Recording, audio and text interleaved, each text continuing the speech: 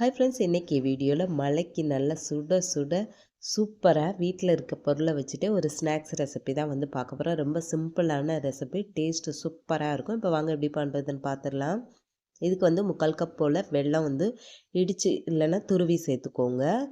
இதை சேர்த்துட்டு அதே கப்லேயே 1/4 கப் அளவு தண்ணி சேர்த்து வெல்லத்தை நல்லா கரைச்சி எடுத்துக்கலாம். பாகு பதம்லாம் எதுவும் பார்க்க வேணாம்.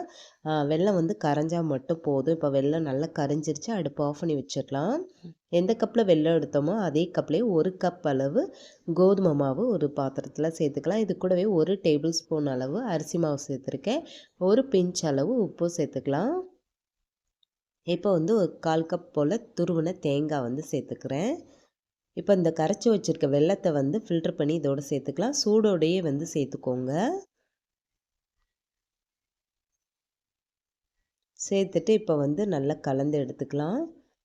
நல்லா கலந்து விட்டுட்டு தண்ணி வந்து தேவைப்பட்டுச்சு அப்படின்னா கொஞ்சம் கொஞ்சமாக தண்ணி சேர்த்து இட்லி மாவு பதத்துக்கு மாவு வந்து கட்டிகள் இல்லாமல் நல்லா கரைச்சி எடுத்துக்கலாம். இப்போ மாவு ரெடியாக இருக்குது. இது கூட வந்து சேர்க்க போகிறது 2 நல்ல பழுத்த வாழைப்பழம் எடுத்திருக்கேன். இதை வந்து சின்ன சின்ன பீஸாக கட் பண்ணிவிட்டு இதில் வந்து சேர்த்து,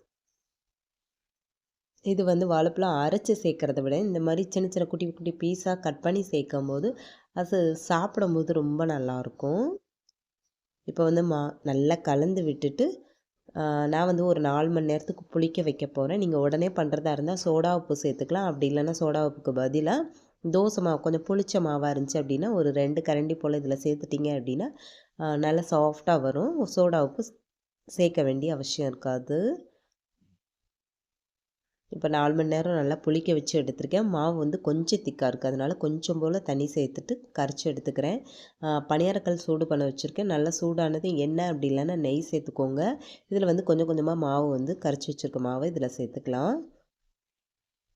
சேர்த்துட்டு மீடியம் ஹீட்டில் வச்சுட்டு மூடி போட்டு வச்சிடலாம். ஒரு சைடு வெந்ததுக்கு அப்புறமா திருப்பி போட்டுடலாம்.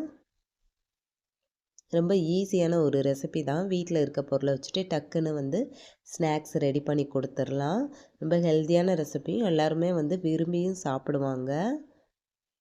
நல்ல சாஃப்டாக வரும். இப்போ ஒரு சைடு வந்து நல்ல ப்ரௌனாக வந்து வெந்துருச்சு, திருப்பி போட்டுடலாம். இப்போ சூப்பரான கோதுமை குழி பணியாரம் வந்து ரெடி ஆயிடுச்சு. இது மாதிரி வந்து வாழைப்பழத்தை சின்ன சின்ன பீஸாக கட் பண்ணி போட்டு செஞ்சு பாருங்கள். ரொம்பவே டேஸ்ட்டு சூப்பராக இருக்கும். இப்போ வந்து பிச்சு காட்டுறேன் பாருங்கள், எவ்வளோ சாஃப்டாக வந்திருக்குன்னு பாருங்கள். கண்டிப்பாக நீங்களும் செஞ்சு சாப்பிட்டு பாருங்கள். எப்படி இருந்துச்சுன்னு மறக்காமல் கமெண்ட்டில் ஷேர் பண்ணுங்கள். வீடியோ பிடிச்சிருக்குன்னு நினைக்கிறேன். பிடிச்சிருந்தால் லைக் பண்ணுங்கள்.